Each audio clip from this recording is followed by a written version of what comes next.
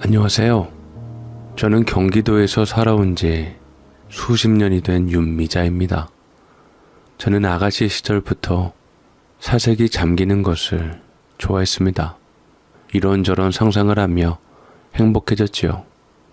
지금은 나이 들은 지 오래지만 주름진 손으로 턱을 괴며 마치 제가 소녀 시절을 보내는 것처럼 창밖을 바라보며 생각에 잠겼습니다. 창문 너머로 보이는 풍경은 크게 변한 것 같지 않았지만 제 마음속 풍경은 사뭇 달랐습니다. 이 집에 처음 들어섰을 때 남편과 함께 새집 냄새를 맡으며 행복하게 웃던 그날이 떠올랐습니다. 가구 하나하나를 놓을 자리를 고민하고 벽에 걸 그림을 고르며 들떴던 기억. 그때만 해도 이곳에서 평생을 함께할 줄 알았습니다. 하지만 세월은 저 혼자만 남겨두었습니다. 남편이 떠난 후 이 집은 크고 텅 빈 공간처럼 느껴졌습니다. 예전에는 거실 한가운데 놓인 소파에 나란히 앉아 TV를 보거나 저녁을 먹고 나서 마주 앉아 이런저런 이야기를 나누곤 했습니다. 그런데 이제는 의자 하나만 덩그러니 남아 마치 한쪽이 휑하게 비어있는 듯한 기분이 듭니다. 올해로 74, 나이 들어간다는 게 이렇게나 조용하고도 쓸쓸한 일인지 젊을 때는 미처 몰랐습니다. 그래도 다행인 것은 아들 무진이가 다시 가까운 곳으로 이사 왔다는 사실입니다. 결혼 후 한동안 멀리 떨어져 살아 자주 보지 못했지만 몇 년 전 이 근처로 집을 옮긴 덕분에 가끔 얼굴을 볼 수 있게 되었고, 가까운 데 사는 것만으로도 저는 가족들의 정을 느낄 수 있었습니다. 며느리 미영과는 서로 큰 갈등 없이 지내고 있습니다. 특별히 정이 깊다고는 할 수 없지만 서로 예의를 지키며 적당한 거리를 유지하는 게 오히려 편하기도 합니다. 저처럼 아들만 갖고 있는 사람들은 다들 딸 같은 며느리로 꿈꾸지만 우리나라 사회에서 시자라는 죄인이 되면 며느리가 거부할 뿐더러 처음부터 며느리로 대해야지 저도 며느리도 편안한 현실이 되었습니다. 다만 그렇게 선을 지키면서 사니 가끔은 저도 모르게 며느리를 대하는 태도에서 서먹함이 묻어나는 건 아닐까 싶어 괜히 신경이 쓰이기도 합니다. 식구들이 아무리 많이 봐야지 정이 된다지만 저는 굳이 며느리 말고 아들에게만 연락을 했고, 그런 아들은 얼마 전부터 제게 말했습니다. 어머니, 이제 혼자 계시는 거 위험해요. 우리랑 같이 사시면 덜 외롭고 제가 더 잘 돌봐드릴 수 있어요. 그래서 말인데 혹시 저희랑 합가하시는 건 어떻게 생각하세요? 남들은 다 부모랑 떨어지고 싶어서 난리라는데 아들이 제게 그렇게 말해주는 것을 보고 저는 그래도 아들 헛 키운 건 아니구나 싶어서 마음이 좋았고, 그 말에 저는 미소만 지을 뿐이었습니다. 말은 고맙다만 난 내 집에서 사는 게 편해. 요새 누가 부모랑 같이 사니? 니들도 구애 안 받고 편안하게 가까이 살아서 틈틈이 얼굴 보고 살면 그걸로 되었다. 어머니, 저는 그냥 한 말 아니에요. 진심이에요. 요새 TV에서 고독사에 대해서 나올 때마다 얼마나 마음이 철렁하는데요. 그래도 그건 아니다. 가까운 사이일수록 서로 거리를 두고 살아야지 오래가고 서로 잘 지내는 법이야. 그래도 내 생각해줘서 고맙다. 몇 번을 말해도 아들은 여전히 걱정스러운 얼굴로 저를 바라보았습니다. 아들의 마음은 참으로 기특하지만 제 결정은 변하지 않았습니다. 혼자 사는 게 위험할 수도 있다는 걸 모르는 건 아닙니다. 집안에서 넘어질 수도 있고 갑자기 몸이 아파질 수도 있고 누군가 도와줄 사람이 곁에 없다면 곤란한 순간이 올 수도 있겠지요. 하지만 그렇다고 해서 아들네와 함께 사는 삶은 생각조차 하기 싫었습니다. 결혼한 아들은 엄연히 말하면 가족이지만 선이 있는 남이나 크게 다를 바 없지요. 저는 어릴 때부터 남에게 패기치는 걸 싫어했습니다. 살아오면서도 제 힘으로 버티고 제 자리에서 묵묵히 견디며 살았습니다. 그러니 늙었다고 해서 이제 와서 아들에게 의지하는 건 저 자신이 용납할 수 없었습니다. 제 아들 무진이가 엄마를 걱정하는 마음을 모르는 건 아닙니다. 결혼하고 나서야 부모의 마음을 알게 되듯 자식도 부모가 늙어가는 모습을 보면 두려워질 테죠. 하지만 저도 제 방식대로 이 집에서 살아가고 있습니다. 아침이면 익숙한 창문 너머로 햇살이 들어오고 남편과 함께 걸었던 거실을 지나 주방으로 가 커피를 내립니다. 혼자서 밥을 차려 먹고 가끔은 이웃과 담소를 나누며 하루를 보냅니다. 이 집은 제 삶이 고스란히 녹아있는 곳입니다. 남편과 함께한 추억이 남아있고 아들이 뛰어놀던 흔적이 남아있습니다. 이곳을 떠나 다른 집에서 산다는 건 제 삶의 한 조각을 떼어내는 것과 마찬가지였습니다. 여느 때와 같이 제 하루는 단순합니다. TV 볼 것들이 넘쳐나는 시대이지만 항상 아침이면 찻잔을 손에 쥔 채 라디오를 틉니다. 라디오에서는 언제나 익숙한 목소리가 흘러나옵니다. 오늘의 날씨, 동네 소식, 그리고 가끔은 예전 노래까지. 이런 소소한 것들이 제 하루를 채워줍니다. 차를 한 모금 마시며 낡은 일기장을 펼칩니다. 페이지마다 남편과 함께했던 시간, 젊은 시절의 고민, 아들이 태어나고 자라던 순간들이 빼곡히 적혀 있습니다. 한 장 한 장 넘길 때마다 그때의 감정이 떠오릅니다. 웃기도 하고 눈시울이 뜨거워지기도 합니다. 하지만 일기 속 시간은 영원히 그 자리에서 멈춰 있습니다. 저는 그 시간을 바라볼 뿐 되돌릴 수 없다는 걸 잘 압니다. 그때 갑자기 제 평화로움에 불쑥 끼어드는 전화 한 통이 걸려왔습니다. 발신자를 보니 김끝순이라고 적혀 있고 저는 정 많고 까칠한 이웃을 떠올리며 전화를 받았습니다. 뭐해? 심심한데 나가서 바람이나 쐬러 갈까? 바람 쐬러 가서 뭐 하려고? 뭐 또 노인정 가서 고스톱 치게? 언니 고스톱 못 치잖아. 고스톱 칠 줄 모르는 애 데리고 가서 무슨 고스톱 타령을 해? 그래? 그럼 어디 가게? 장 안 봐? 시장이나 다녀오자.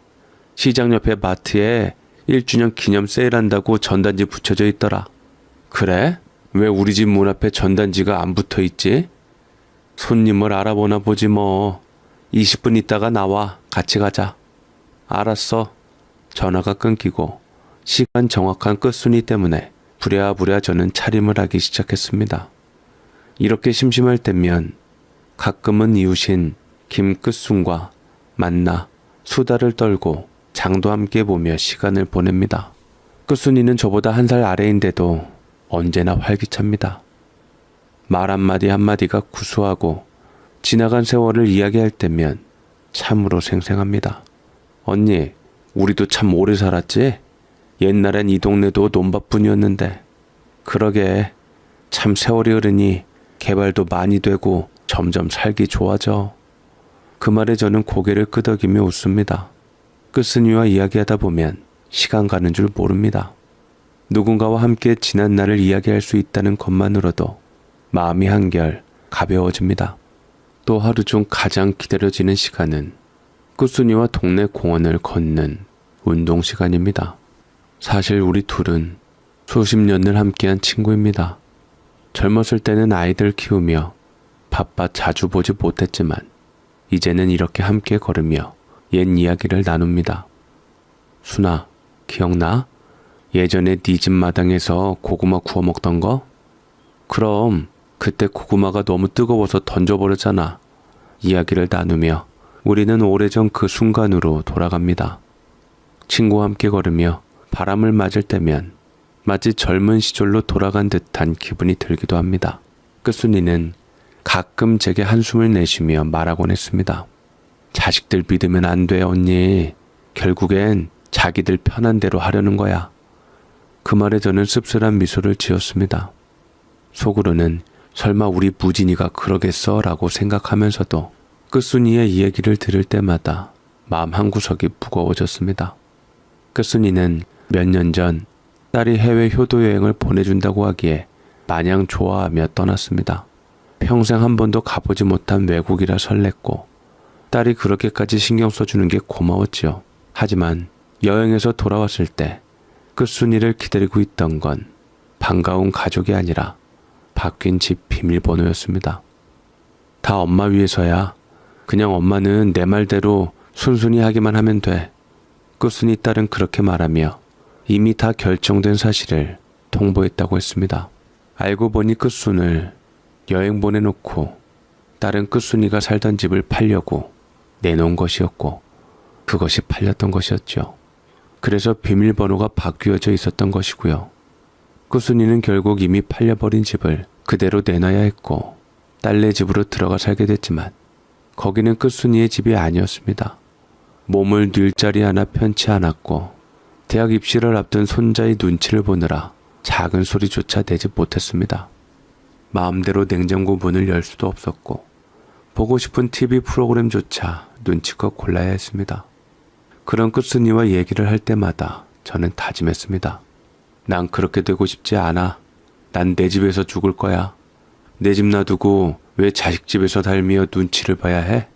마음고생하면서 살고 싶지 않아. 그렇게 생각을 했고 제 생각에 끝순이도 동의를 했습니다.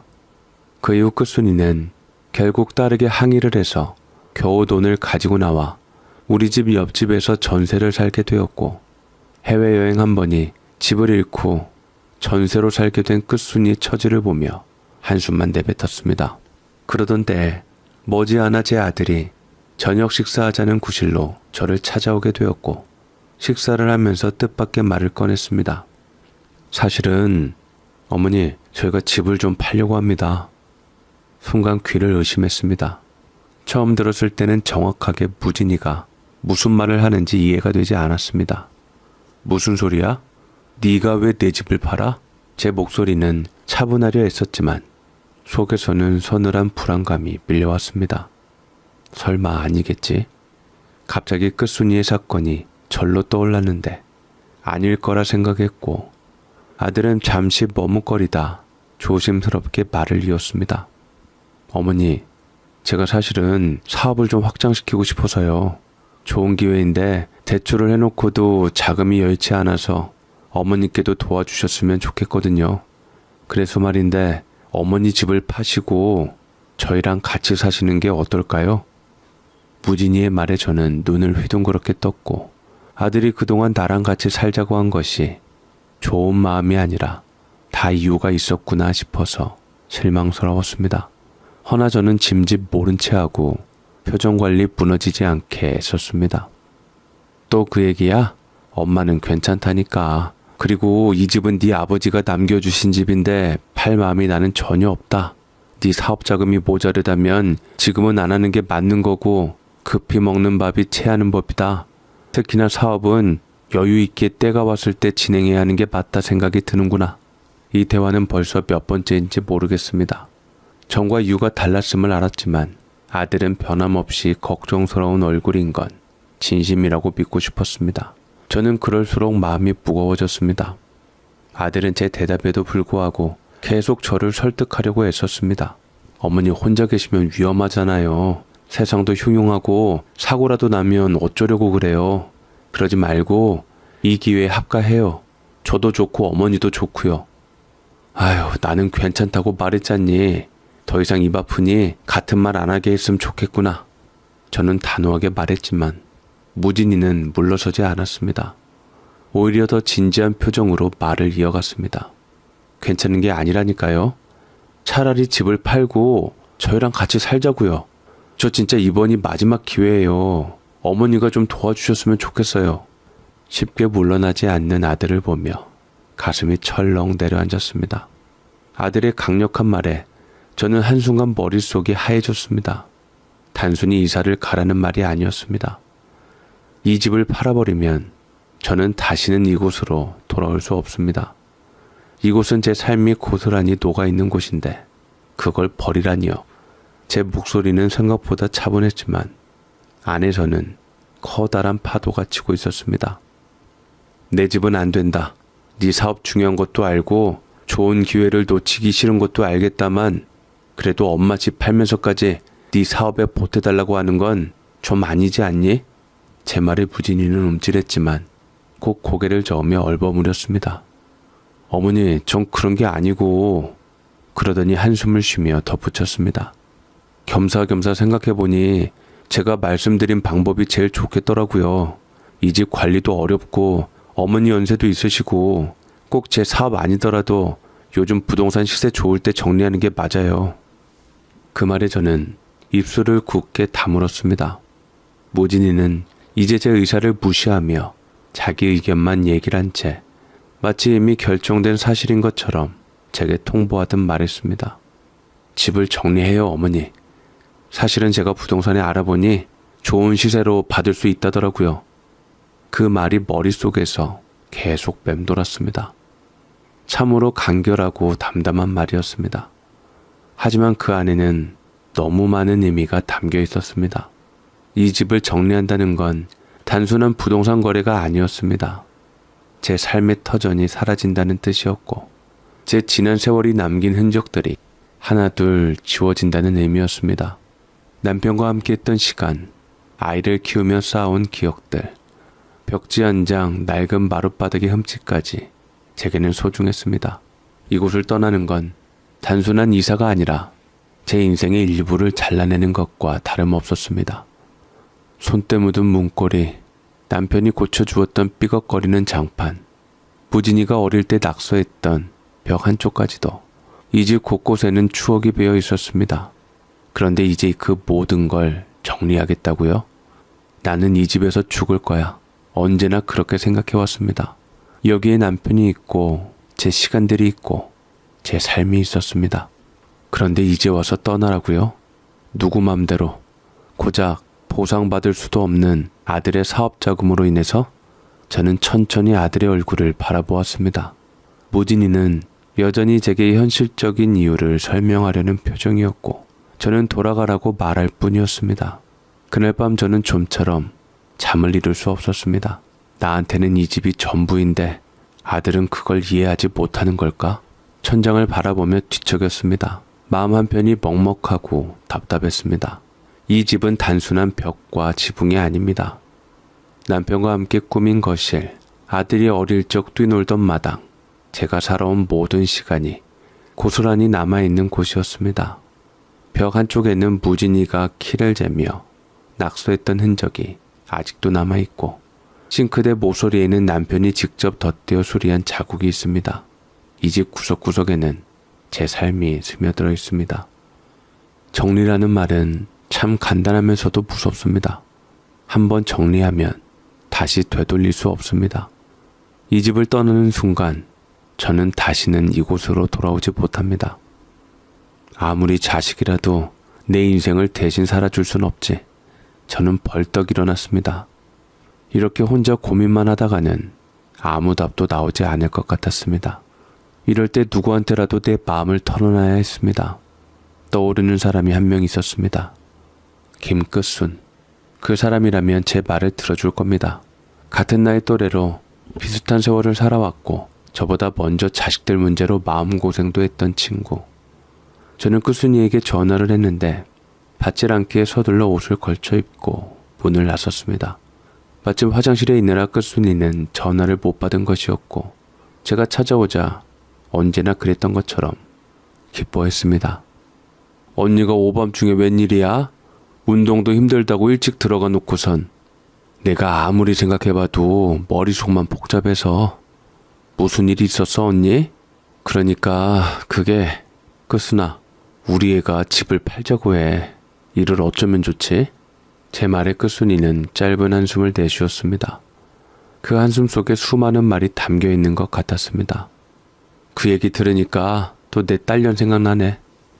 우리 딸도 처음엔 엄마 편하게 해드리려는 거라고 했어. 근데 결국은 지네 살기 좋은 대로 하더라고. 그러다가 결국 효도여행 핑계대고 지 맘대로 집한 거 아니겠냐고. 끝순이의 말이 가슴 깊이 박혔습니다. 무진이도 처음에는 어머니 혼자 계시는 게 걱정된다고 했습니다. 하지만 결국은 본인들이 편한 대로 하려는 것 아닐까요? 끝순이의 눈빛이 단단해졌습니다. 나는 내 집에서 살고 싶은데 자꾸만 날 끌어내려고 해. 무진이도 네 딸처럼 자기 욕심만 채우려고 하는 거겠지? 제 말에 끝순이는 고개를 끄덕이며 단호하게 말했습니다. 내가 항상 말하잖아 언니. 내 지금 꼴 보면 모르겠어? 자식들 믿지 말랬잖아. 다 품 안의 자식이라고. 그러니까 끝까지 언니 집을 지켜야 해. 그 말이 무척 든든하게 들렸습니다. 하지만 제 마음 한편에는 설명할 수 없는 불안이 꿈틀대고 있었습니다. 창밖을 바라보았습니다. 여전히 익숙한 동네 풍경이 저를 감싸고 있었지만 그 익숙함 속에서 묘한 낯설미 느껴졌습니다.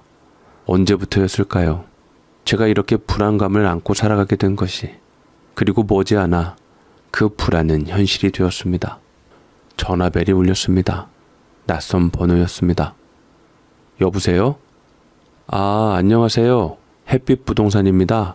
다름이 아니라 고객님 댁에 관심 있는 분이 계셔서요. 이번 주 중으로 집을 한번 보여드리고 싶은데 언제 시간이 괜찮으실까요? 뭐라고요? 저는 집을 내놓은 적이 없는데요. 아닐 거야. 설마 무진이가 제멋대로 할 리가.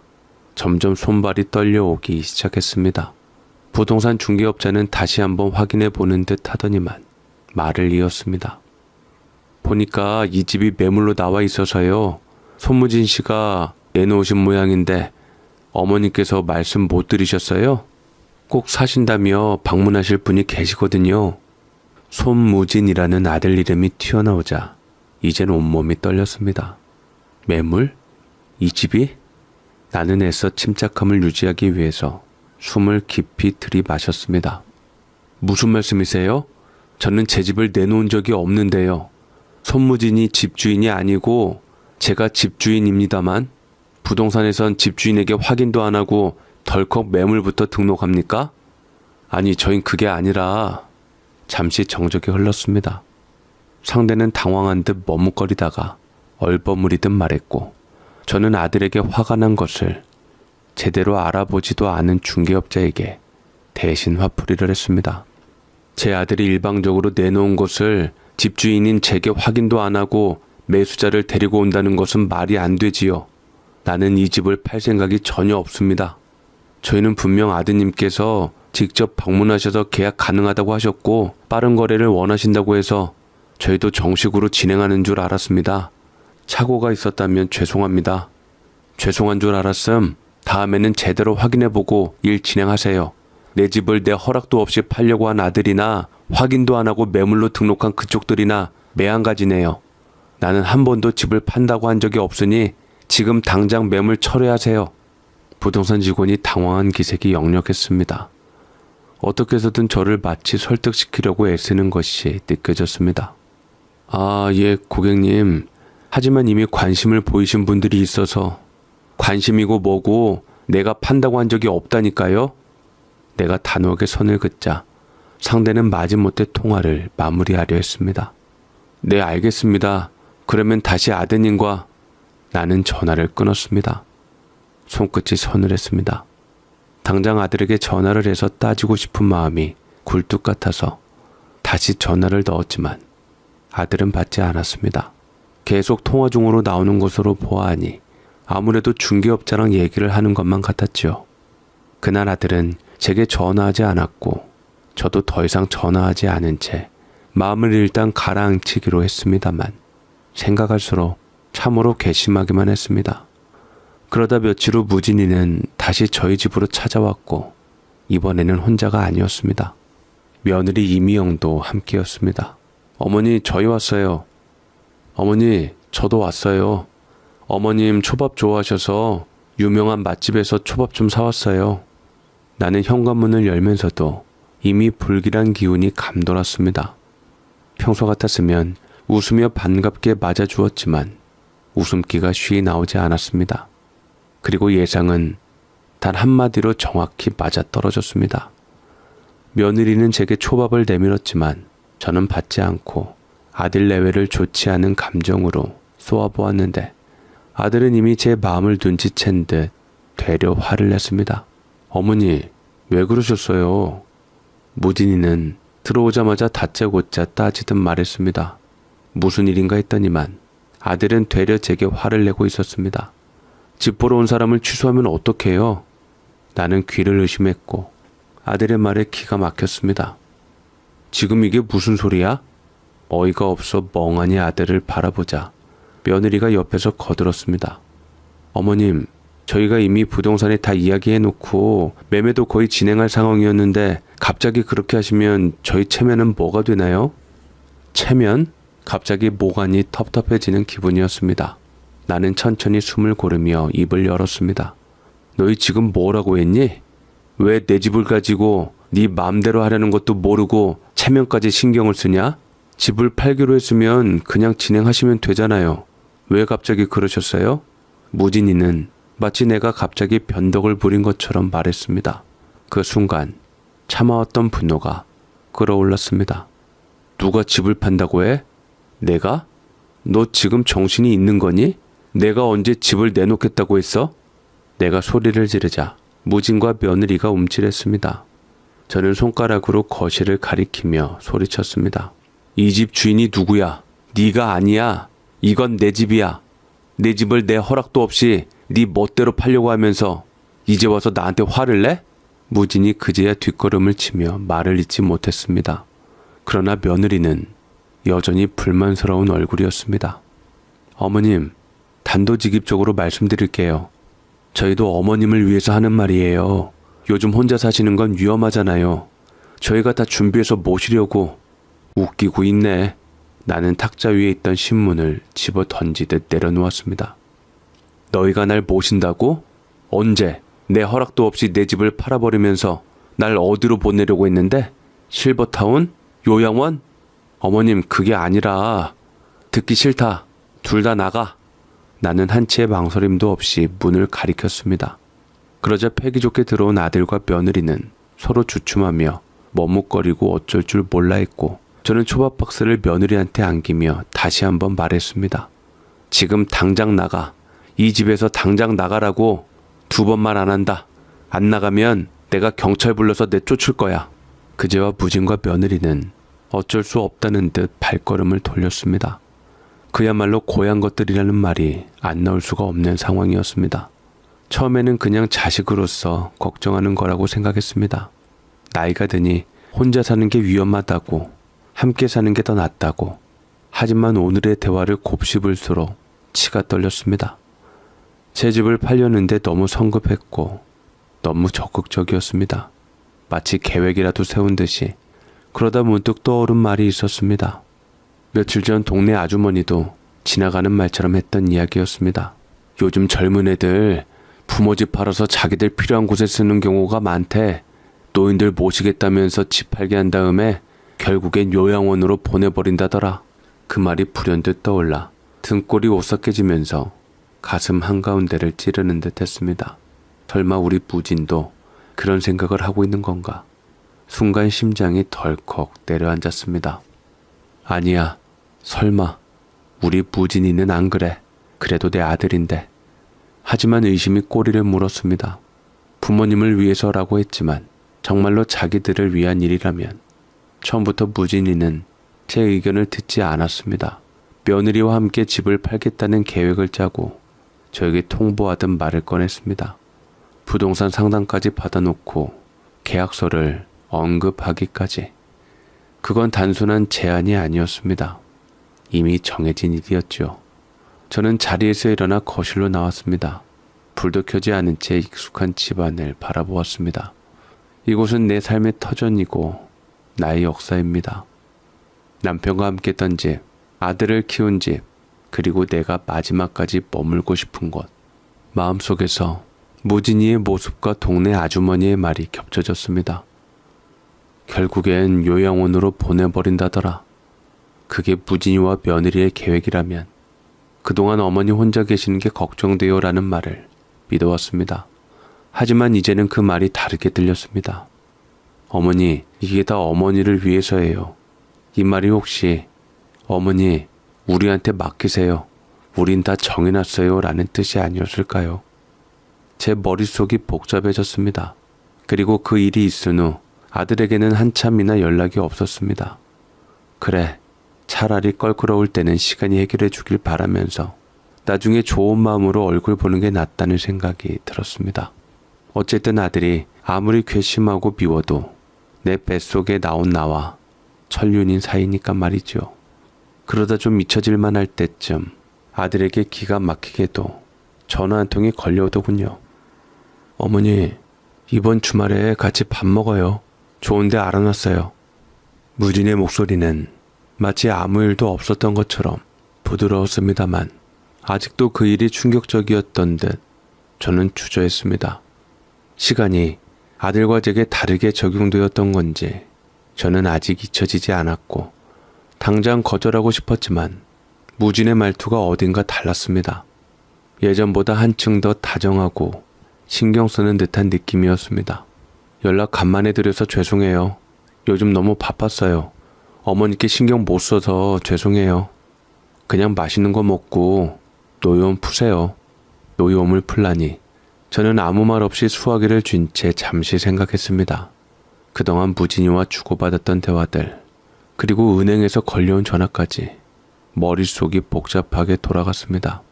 이제 와서 갑자기 화해라도 하려는 걸까? 아니면 또 다른 이유가 있는 걸까? 그럼에도 불구하고 저는 아들이 연락 왔으니 꼭 감정을 억누르고 거절하지 않기로 했습니다. 가지 않으면 아들과 멀어질 것이 염려되었기 때문이었습니다. 그리고 무엇보다 무진이가 왜 갑자기 이렇게 나오는지 직접 확인하고 싶었습니다. 알겠다. 무진아, 어디로 가면 되니? 제 목소리는 최대한 평온하게 가다듬었고 아들의 안도의 목소리가 제 귓가를 울렸습니다. 어머니, 그냥 몸만 오시면 돼요. 제가 모시러 갈게요. 수화기를 내려놓고 저는 천천히 창밖을 바라보았습니다. 무진은 정말 단순히 식사를 하려고 하는 걸까? 아니면 이 밥 한 끼 속에 또 다른 목적이 있는 걸까? 불안한 예감은 좀처럼 사라지지 않았습니다. 주말 저녁, 무진이가 데려간 곳은 동네에서 손꼽히는 고급 한식당이었습니다. 홀에는 은은한 클래식 음악이 흐르고 직원들은 정중한 인사로 우리를 자리로 안내했습니다. 테이블에는 반짝이는 와인잔과 정갈한 수저가 놓여 있었고 따뜻한 조명이 부드럽게 퍼지고 있었습니다.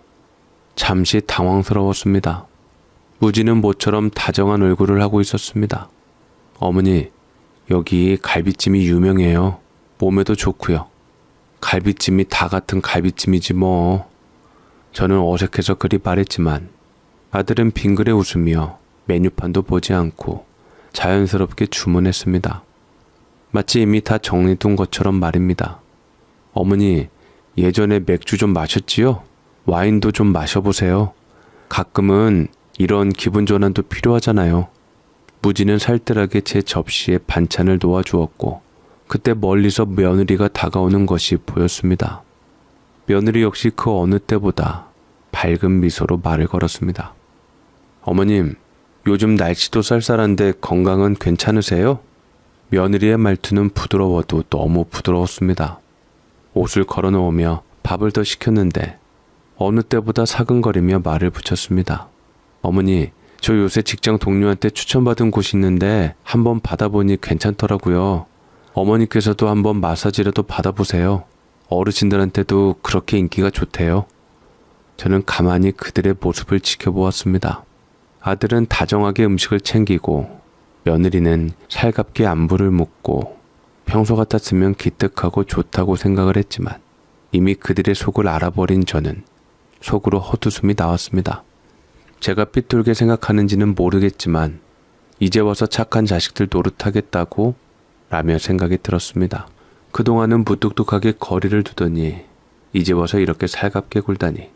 저를 위한 척하는 말들도 귀에 거슬렸습니다.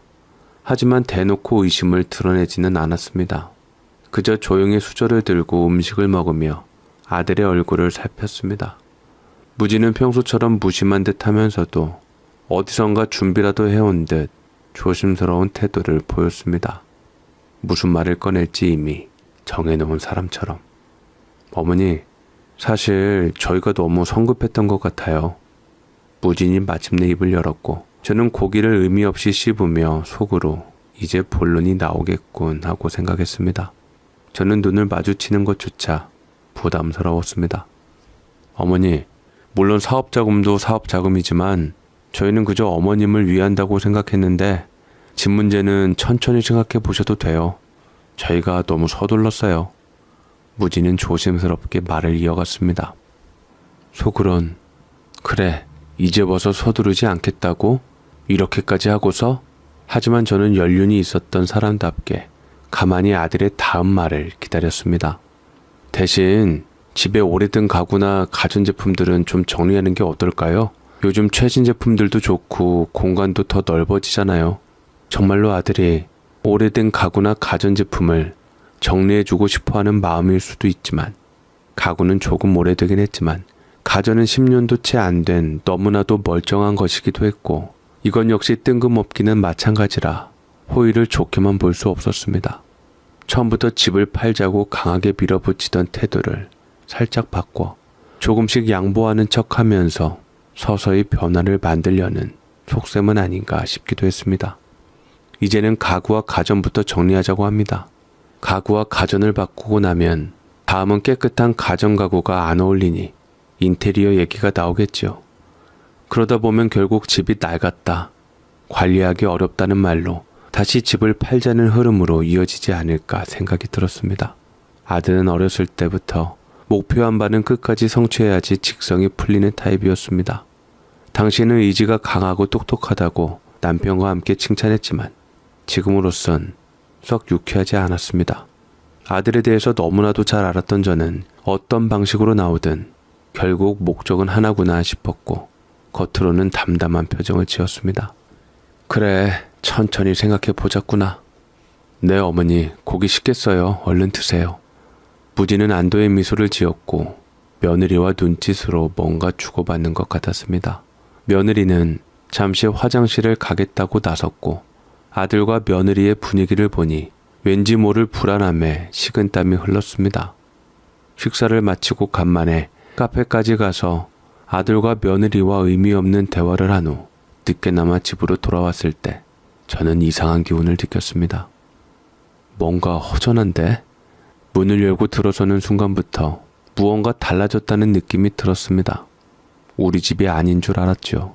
하지만 처음에는 정확히 무엇이 사라졌는지 알 수 없었습니다. 거실을 둘러보았습니다. 그리고 그제야 깨달았습니다. 아끼던 찻장이 사라지고 익숙했던 소파도 없었습니다. 순간 심장이 철렁 내려앉았습니다. 이게 뭐야? 믿을 수 없다는 듯 거실을 다시 한번 훑어보았습니다. 아무리 눈을 씻고 찾아봐도 제 손때 묻은 그 가구들은 온데간데 없었습니다. 저는 곧장 주방으로 달려갔습니다. 설마. 서둘러 수납장을 열어보았지만 오래된 밥솥과 정든 냄비들도 모두 사라져 있었습니다. 차갑고 단단했던 냄비 손잡이를 다시는 쥘 수 없다는 사실에 가슴이 쿵 내려앉았습니다. 설마 무진이가? 이건 실수도 우연도 아니었습니다.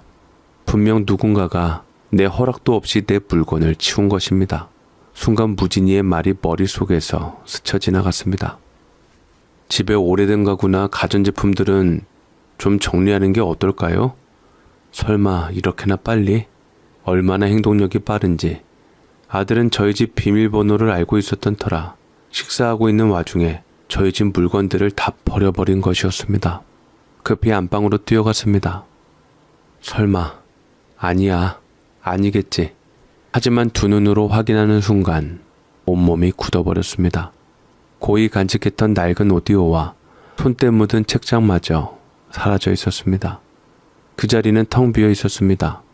믿을 수 없었습니다. 손으로 허공을 더듬으며 원래 있던 자리를 만져보았습니다. 그곳에는 먼지만 남아 있었죠. 그 순간 감정이 한꺼번에 북받쳤습니다. 머릿속이 하얘졌습니다. 숨을 가다듬을 겨를도 없이 저는 황급히 전화기를 집어들었습니다. 무진이 너 내 물건들 다 어디 갔어? 떨리는 손으로 수화기를 콕 쥔 채 숨을 몰아쉬며 소리쳤습니다. 잠시 정적이 흐른 뒤 무진의 목소리가 들려왔습니다. 어머니 진정하세요. 그냥 낡고 쓸모없는 것들 치운 거예요. 어머니께서도 좋다 했잖아요. 쓸모없는 것들? 그렇다고 누가 버리라고 했어? 내가 생각해 보겠다고 했지 언제 바꾸겠다고 했냐? 저도 모르게 목소리가 더 커졌습니다. 아들은 물러서지 않았습니다. 어머니, 너무 오래된 물건들이잖아요. 이사 갈 때 걸리적거리기만 하고 해서 돈 주고 버렸고 큰돈 들여서 새 걸로 다 다시 사드릴게요. 이제 그만 물건의 애착을 버리세요. 저는 그 자리에서 무릎이 힘없이 풀려 바닥에 주저앉았습니다. 생각하겠다고 말을 했을 뿐인데 그게 꼬투리가 될 줄 몰랐습니다. 끝까지 안 된다고 했어야 했었던 건데 숨이 막힐 지경이었습니다. 믿고 싶지 않았습니다. 하지만 현실이었죠. 거실, 주방, 안방까지 내가 살아온 시간들이 하나둘 지워지고 있었습니다. 아무리 좋은 제품으로 바꾼다고 해도 그건 내가 살아온 세월이 깃든 물건들이야. 어서 내 물건 가져오거라. 어서. 내 외침에도 불구하고 아들은 그대로 전화를 끊어버렸고 저는 화가 나서 다시 전화를 했지만 이미 전화기는 끊어져 있었습니다. 며느리에게도 전화를 했지만 받지 않는 것은 마찬가지였죠. 세상에 부창부설하더니만 다른 이도 아니고 아들 내외가 내 속을 이렇게 무너뜨릴 줄은 상상도 못했습니다. 손때 묻은 찻잔, 오래된 오디오에서 흘러나오던 음악, 책장의 낡은 종이 냄새.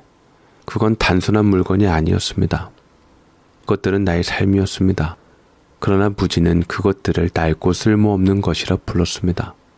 아들이 그렇게까지 말할 줄은 몰랐습니다. 낡고 쓸모없는 것. 그러면 나는 그렇게 세월을 머금은 내 물건들이 쓸모없다면 그 물건들과 함께 살아온 나는 손끝이 떨렸습니다. 입술을 꽉 깨물었습니다. 분하다, 억울하다, 그리고 외롭다. 이제야 깨달았습니다. 무진이에게는 내 기억도 내 삶도 내 추억도 그저 정리할 대상일 뿐이라는 것을. 그렇다면 나는 이제 어떻게 해야 할까? 손끝으로 바닥을 짚었습니다. 천천히 일어섰습니다. 이렇게 아들이 원하는 대로 흘러가게 당하고만 있을 수는 없었습니다. 이제부터 이 집을 지키기 위한 싸움을 시작해야 했습니다. 저는 밤새 뜬 눈으로 샜고 아들에게 연락을 했지만 여전히 받지 않았고 저는 어설프게 문자를 보내었습니다. 그래, 내가 너무 고집을 피운 것 같다. 네 말이 맞더라. 낡은 건 버려야지. 그렇게 문자를 보내었고 얼마 안 있다가 바로 전화가 왔습니다. 전화기 너머로 무진이 순간 말을 잇지 못하는 듯 했습니다. 문자를 보고 무진의 당황스러워하는 기색이 느껴졌습니다. 어머니, 그게 정말이세요? 제 진심을 알아주시는 거죠? 저는 일부러 한층 더 부드러운 목소리로 대답했습니다. 그래, 내가 밤새 곰곰이 생각해보니 너희랑 합가하면 더 좋을 것 같구나. 어차피 합가할 거 새 물건으로 쓰면 서로 좋지 않겠니? 무진의 숨소리가 들릴 정도로 긴장감이 사라진 듯 했습니다. 엄마, 잘 생각하셨어요. 후회 안 하실 거예요. 요즘은 부모님이 자식이랑 같이 사는 게 훨씬 좋아요. 어머니도 불편한 거 없으실 거고요. 그래, 무진아. 나도 네 말이 맞다는 생각이 들더구나. 나도 부동산에 연락해서 빨리 매매될 수 있도록 하마. 무진은 제 말을 듣고 목소리에서도 기쁨을 감추지 못했습니다. 무진이가 기뻐했던 건 걱정되었던 저와 같이 사는 것이 좋아서였을까요? 아니면 제 집을 팔아서 사업자금에 보태 쓴다는 사실이 더 기뻤던 것일까요? 아무튼 무진의 목소리는 이제 다 만사 해결되었다는 목소리였습니다. 어머니, 정말 잘 생각했어요. 어머니가 우리랑 같이 살면 얼마나 좋아요. 집사람도 기뻐할 거예요. 무진의 목소리가 한껏 들떠 있었습니다. 저를 설득하려고 애쓰던 그 조심스러움도 긴장감도 사라진 채 이제는 확신을 가진 사람처럼 말하고 있었습니다. 그래, 집이 팔리면 돈도 너한테 줄 테니 너희가 잘 써라. 눈치가 있었던 건지 잠깐의 정적이 흘렀습니다. 그리고 그 짧은 침묵 뒤에 들려오는 것은 기쁨을 감추려는 무진이의 들뜬 목소리. 어머니, 그런 말씀까지. 저희는 그냥 어머니가 편하셨으면 했었던 것이었어요. 속으로 웃음이 나왔습니다. 편하게 살게 해주겠다고? 니네가? 이제야 어머니가 집을 팔겠다고 했고 거기에 더해 집값까지 넘겨준다고 하니 무진으로서는 완벽한 계획인 것 같은 생각이 들었습니다. 집을 팔면 거액의 돈이 생길 것이고 저는 이제 그들이 원하는 대로 합가를 하게 될 것입니다. 완벽한 계획처럼 보이겠죠. 저는 일단 무진의 행동을 예의주시한 후 며칠 뒤 저는 집 매매를 빠르게 진행하겠다는 듯한 모습을 보이며 무진을 불렀습니다. 이번에는 고급 호텔 레스토랑에서였습니다. 무진과 며느리는 레스토랑에 들어서자마자 눈을 휘둥그레 뜨며 감탄했습니다. 반짝이는 샹들리에, 고급스러운 식기, 부드럽게 흐르는 클래식 음악까지 이전과는 차원이 다른 분위기였습니다. 엄마, 갑자기 이런 곳에서 만나자고 해서 놀랐어요. 무진이 조심스럽게 물었습니다. 저는 화사한 미소를 띠며 정갈하게 차려입은 모습으로 천천히 대답했습니다. 그래, 너희가 날 잘 챙겨주니까 나도 한번 제대로 보답해야지. 아들과 며느리는 서로 눈빛을 교환하며 만족스럽게 웃었습니다. 이제 진짜 우리 뜻대로 다 해주실 마음이 됐나 보다. 그들의 얼굴에는 거의 승리감에 가까운 안도감이 번졌습니다. 식사가 끝날 무렵 저는 와인을 천천히 한 잔 따르며 자연스럽게 결정적인 한마디를 던졌습니다. 나도 이제 편하게 살고 싶다. 그러니 집 정리하는 동안 나는 네 집에서 지내면 되겠지? 뜻밖의 무진의 손이 멈칫했습니다. 이건 계획에 없는 것이었나? 저는 아무렇지도 않게 말을 이었습니다. 이왕 합가하기로 했으니 먼저 가서 적응하려고. 너희 집이랑도 친해질 겸. 어떠냐, 미영아?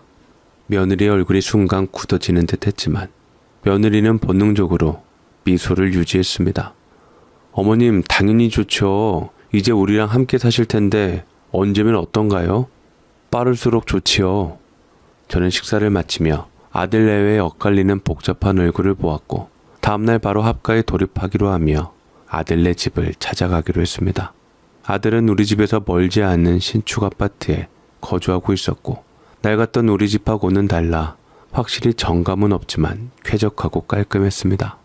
저는 새벽같이 아침부터 초인종을 눌러서 첫날부터 화난 얼굴로 며느리를 보았고 며느리와 아들은 잠에서 덜 깬 듯 비몽사몽으로 문을 열어주었습니다. 어머님, 왜 이렇게 일찍 오셨어요? 저희 출근해야 하는데 저녁에 오시지. 이제 정말 한 가족인데 뭘 그리 따지냐? 어디 우리 며느리 살림 솜씨부터 좀 보자. 우리 때는 시집 오면 다 집안일부터 배우는 거였지.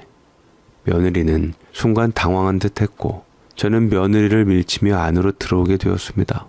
집안은 아주 엉망이었습니다. 아직 손주도 태어나지 않았는데 주방이며 방마다 꼴이 엉망으로 이리저리 마구 난잡스럽게 되어 있었고 며느리는 어쩔 줄 모르며 부랴부랴 치우기 바빴지요. 안방으로 들어가 남편이 아들을 깨웠고 아들도 비몽사몽으로 일어나서 저를 보며 놀란 듯 바로 출근 준비를 했습니다. 저는 부엌을 보았고 부엌꼴은 그야말로 엉망이었습니다.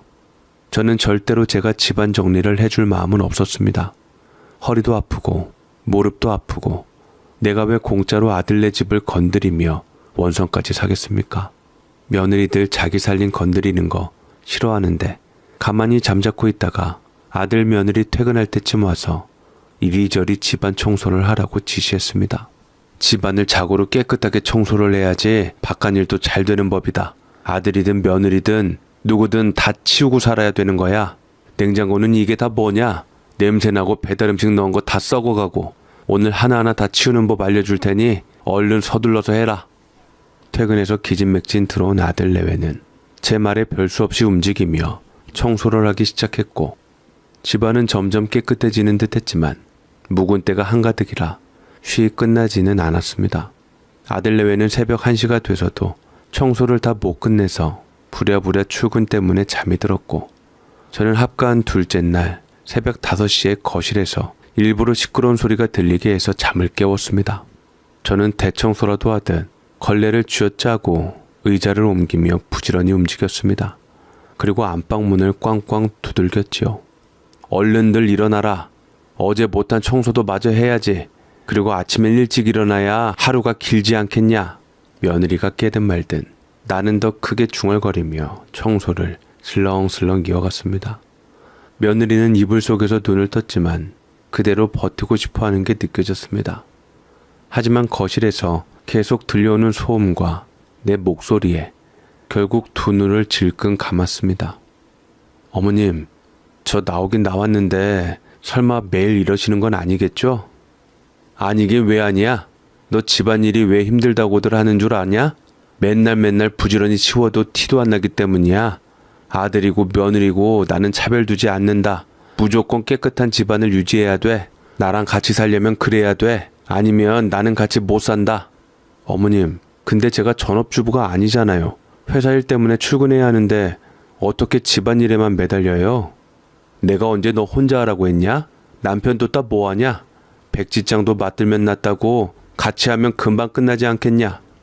저는 항상 깨끗한 집안을 유지하기 위해 했었고 실제로도 새벽부터 일어나 청소부터 하는 게 남편 살아있을 때부터 단련이 되어 있었습니다. 아들 며느리도 그 누구보다 잘 알고 있었기에 차마 뭐라 할 수 없었고 다음 날도 그 다음 날도 새벽 5시의 소란은 계속되었습니다. 며느리가 피곤한 얼굴로 거실에 나오면 저는 일부러 한숨을 푹 쉬며 중얼거렸습니다. 요즘 애들은 왜 이렇게 게을러? 체력도 약하고 늦잠 자면 하루 다 가는 건데. 대놓고 하는 말이었지만 며느리는 애써 못 들은 척하고 청소를 했지만 계속 나오는 하품은 어쩔 수 없었습니다. 하지만 이제 시작일 뿐이었습니다. 식사 시간에도 차이는 명확했습니다. 저는 밥상을 차리면서 아들에게만 반찬을 올려주며 말했습니다. 우리 아들은 어릴 때부터 이 반찬 좋아했는데 맞지? 무지는 어색한 듯 웃으며 고개를 끄덕였습니다. 네, 어머니. 어릴 때 자주 해주셨죠. 그러면서도 옆에서 조용히 수저를 들고 있는 며느리의 시선이 신경 쓰이는 듯 했습니다. 하지만 저는 아무렇지도 않다는 듯이 계속했습니다. 그래, 내가 해주는 거랑 똑같을 수는 없겠지만 그래도 어릴 때 먹던 맛은 잊히질 않지. 그때 마침 며느리가 직접 만든 반찬을 집어들었습니다. 한 입 넣고는 천천히 씹었습니다. 그러고는 숟가락을 내려놓으며 은근한 미소를 띠고 한마디 던졌습니다. 맛이 어떠냐? 예전 내 아들 해주던 그 맛이 아니야. 너희 친정에서는 이렇게 하나 보다? 순간 식탁 위에 공기가 살짝 얼어붙는 듯 했습니다. 며느리는 애써 웃으며 대답했습니다. 아, 네. 어머님, 저희 친정에서는 이렇게 해서 먹어요. 하지만 저는 그 대답에도 별 반응 없이 다시 조용히 아들에게만 반찬을 더 올려주었습니다. 무지는 괜히 눈치를 보며 아무 말 없이 밥만 먹었습니다. 며느리가 피곤한 기색을 보이며 소파에 앉으려 하자 저는 타이밍 좋게 다가가 말을 건넸습니다. 맞다. 내일 김장해야겠다. 우리 때는 며느리가 먼저 나서서 했는데 말이야. 이젠 세월이 달라져서 시애미가 먼저 말해야 하는구나. 며느리는 순간 움찔했지만 애써 미소를 지었습니다. 네, 어머님. 근데 요새 사는 김치도 맛있어요. 제가 사 먹는 데 있는데 친정에서도 좋아하셔서 자주 보내드렸거든요. 무슨 소리를 하는 거냐? 김장은 정성이야. 다 같이 하면 금방 끝나지. 나는 이제부터 사는 김치 안 먹으련다. 제대로 김장해서 먹으려고. 이제부턴 너랑 같이 해서 힘이 좀 덜 들겠구나. 저는 능숙하게 말을 던지고는 슬쩍 며느리의 반응을 살폈습니다. 며느리의 얼굴이 잔뜩 굳어져 인상을 찌푸렸고 더 이상 표정 관리도 되질 않을 지경이었습니다. 저는 속으로 휘파람을 불며 며느리를 건드렸죠. 요즘 애들은 조금만 힘들면 피하려고 하니 김장 같은 것도 제대로 해낼지 모르겠다. 내가 잘 알려줄 테니까 잘 배워놓거라. 그렇게 말을 던지고 돌아서려는데 주방 한쪽에 놓인 낯선 가전제품이 눈에 들어왔습니다. 분명 어제만 해도 없었는데 그새 새로 들여온 모양이었습니다. 이게 뭐야? 너 뭐 새로 들여놨니? 아, 어머님, 이번에 새로 나온 오븐형 전자레인지예요. 사용하기 편하다고 해서 하나 샀어요. 저는 가전제품을 한번 쓱 훑어보며 천천히 말을 꺼냈습니다. 아이고, 돈을 이렇게 쓰면 어쩌니? 네가 아무리 돈 번다고 하지만 이렇게 돈을 쓰면 안 되지.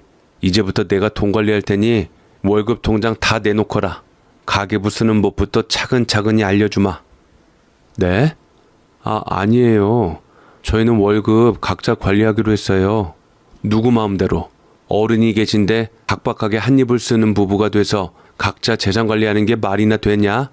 앞으로 둘 다 나한테 맡겨라. 내가 제대로 돈 관리하는 법 알려주마. 하지만 어머님, 손주가 없기에 정말 다행이지. 애가 뭘 보고 배우겠냐? 나한테 차근차근 배운 뒤 손주부터 얼른 가져라. 너 계속 애 미루는 거 가뜩이나 심란했는데 잘 됐구나 싶다. 올해는 무슨 수를 쓰더라도 애 갖고 안 되면 병원이라도 가서 해결을 봐라. 네 나이도 생각해야지. 며느리는 점점 숨이 막혀오는 듯 했습니다. 날이 갈수록 얼굴이 굳어지고 말수도 줄어들었습니다. 그러더니 결국 제게 한마디 했죠. 어머니, 저도 제 생활이 있어요. 아무리 합가하신다고 하시더라도 이건 선을 넘는 일이에요. 저는 눈을 크게 뜨며 며느리를 바라보았고 그럴 줄 알고 있었다는 듯 저는 시치미를 뗐습니다. 아이고, 난 그냥 우리 때 얘기한 건데 그렇게 예민할 것까지야? 내가 원래 입 바른 소리를 잘하는 법인데 그동안 참고 있었던 거 합가한 김에 얘기를 하는 거다. 뭐 잘못됐냐? 나는 그냥 너 잘되라고 하는 말이지. 속으로는 네가 먼저 터뜨릴 줄 알았다고 생각했지만 겉으로는 억울한 표정을 지었습니다. 그때 도어락 열리는 소리가 들리며 마침 아들이 들어왔죠. 당신 얼굴이 왜 그래? 왜? 또 엄마한테 예민하게 구는 거야? 며느리를 향한 아들의 말이 떨어지자 저는 속으로 미소를 지었습니다. 그래, 역시 내 아들이지. 며느리는 얼굴이 새파래졌습니다. 저는 일부러 한숨을 쉬며 나지막이 중얼거렸습니다. 내가 뭘 그렇게 잘못했나 모르겠다. 그냥 우리 때는 어땠는지 얘기한 것뿐인데 저는 이렇게 하나부터 열까지 일일이 다 간섭하고 참견했습니다. 처음엔 애써 참던 며느리도 점점 숨이 막혀오는 듯 했습니다. 그러던 어느 날 결국 터지고 말았습니다. 며느리는 아들을 바라보며 단호하게 말했습니다. 저기 여보, 우리 그냥 어머님 원래대로 사시던 대로 지내시게 하는 게 좋지 않을까? 아무래도 같이 사는 건 무리 같아. 생활 방식도 전혀 다르고 말이 나왔으니 말인데 친정 부모님하고도 살기 어려운데 시어머니는 더 힘드시지. 그 순간 아들의 얼굴이 난감하게 굳어있는 것이 느껴졌고 저는 속으로 조용히 미소를 지었습니다. 이제야 올 것이 왔네. 며느리는 더 이상 감정을 숨기지 않았고 며느리가 강력하게 나오니 아들 무진이는 어쩔 줄 몰라 했습니다. 제가 볼 때는 아들에게 한두 번 얘기한 폼이 아니었고 이제 제 앞에서 대놓고 얘기를 하는 며느리를 보고 아들도 난감하겠다 싶었습니다. 저는 천천히 차를 한 모금 마셨습니다. 그리고는 빙긋이 웃으며 가장 의외의 한마디를 던졌습니다. 그래, 나도 네가 그렇게 생각할 줄 알았다. 무진과 며느리는 순간 당황한 눈빛으로 저를 바라보았습니다. 저는 차를 내려놓고 아주 여유로운 미소를 지으며 덧붙였습니다. 아이고, 벌써 포기하나? 예전엔 며느리가 시집 오면 몇십 년은 같이 살았는데 말이야. 고작 한 달도 안 돼서 지쳤니? 며느리는 더 이상 말도 하지 못한 채 답답한 얼굴로 앉아 있었습니다. 눈으로는 아들에게 제발 대신 말 좀 해줘 하는 듯한 신호를 보내고 있었습니다. 결국 무진이가 조심스럽게 입을 열었습니다. 알았어요. 어머니, 와이프가 어머니랑 사는 게 많이 힘든 것 같은데 그래도 우리 가까운 데 사니 따로 사는 게 나을 것 같아요. 집이 어떻게 됐는지 모르는데 합가할 땐 언제고 지금 나더러 나가라는 거냐? 집 그대로 있어요, 어머니. 그때 매수자 놓치고 그 이후로 한 번도 보러 온 사람 없었어요. 어머니가 매물로 내놓은 부동산에다가는 어머니가 말씀해 주세요. 그냥 어머니가 다시 들어가시면 되실 것 같아요. 그럼 내 가구랑 가전은 어떡할 거냐? 그것도 다시 들여놨어요. 아무래도 아버지 흔적도 있고 저도 쉽게 정리는 잘 못하겠더라고요. 집 팔리면 뺄 생각이었어요. 그래? 그거 참 잘 되었구나. 저는 찻잔을 들고 천천히 음미하며 속으로 피식 웃었고 무지는 말을 이었습니다. 어머니도 애초에 우리랑 함께 사는 거 원하지 않았으니까 이제 어머니 집으로 돌아가 주세요. 그러더니 마지막으로 결정적인 한 방을 던졌습니다. 그리고 요즘 도어락 기가 막히게 안전하게 잘 나오더라고요. 엄마 혼자 사셔도 하나도 안 위험할 것 같아요. 필요하시면 119 도움 받으시면 될 것 같고요. 아들보다 더 효자잖아요. 저는 속으로 웃음이 터져 나왔고 겉으로는 꾹 참느라 아주 혼이 났습니다. 결국 원래 자리로 돌려놓겠다는 거지? 느긋하게 차를 한 모금 더 마신 후 천천히 미소를 지으며 저는 천천히 차를 내려놓으며 조용히 말했습니다. 그래, 알았다. 네가 원하는 대로 해주마. 무진과 며느리는 안도의 한숨을 쉬는 듯 했습니다. 하지만 저는 딱 거기까지가 아니라는 듯 살짝 미소를 지으며 마지막 한마디를 덧붙였습니다. 그리고 지금 돈 못 받게 돼서 실망하지 말거라. 다 너희들 줄 때 되면 줄게. 너희 그렇게 어렵지도 않은데 엄마 재산 탐내지 말고 다 때가 되면 너희한테 갈 테니까 욕심내지 말어. 그때 며느리의 표정이 미묘하게 변했고 저는 그 변화를 놓치지 않았습니다. 이제야 제대로 알아듣는구나. 제 말뜻을 완전히 이해한 순간 며느리는 더 이상 아무 말도 하지 못하고 입을 꾹 다물었습니다. 때가 되면 준다는 말은 결국 지금은 아니라는 뜻. 이제야 그녀도 알게 된 것입니다. 쉽게 가질 수 있을 거라 생각했겠지만 아직 멀었다는 것을 말이지요. 아들 부진도 예매한 얼굴을 하더니 괜히 기침을 한번 했습니다. 아들네 집에서 짐을 싸서 나오는 날 며느리는 너무나 밝은 얼굴로 나를 대했습니다. 그래, 나와 함께 사는 게 이렇게 힘든 일인 줄 몰랐겠지. 그동안 참던 속이 후련해진 듯한 표정이었지만 며느리는 끝까지 예의를 차리려 애쓰며 웃었습니다. 어머니, 이제 가끔씩 거리 두고 배워요. 정말 그게 고부간에 가장 잘 지내는 방법 같네요. 며느리는 어색한 미소를 지으며 우프게 웃었습니다. 저는 속으로 흐뭇하게 웃었습니다. 그래, 이제 알겠니? 이 집의 진짜 주인이 누구였는지, 그리고 누가 더 한 수 위였는지. 며느리는 결국 이 싸움에서 이길 수 없다는 걸 깨달았던 것입니다. 아들의 집을 나오면서 저는 문득 차가운 바람 속에서도 이상하리만큼 마음이 평온했습니다. 혼자가 되었지만 그건 외로움이 아니었습니다. 얼른 편안한 내 집에 가서 오랜만에 끝순이 만나 이런저런 얘기하며 운동도 하고 해야겠습니다. 이제 따뜻한 봄입니다. 제 나이대 분들 하루에 한 번씩은 꼭 동네 한번 쭉 걷고 오시길 바랍니다. 건강이 최고지요. 오래오래 건강하게 삽시다 우리. 제 사연 읽어주셔서 감사드립니다.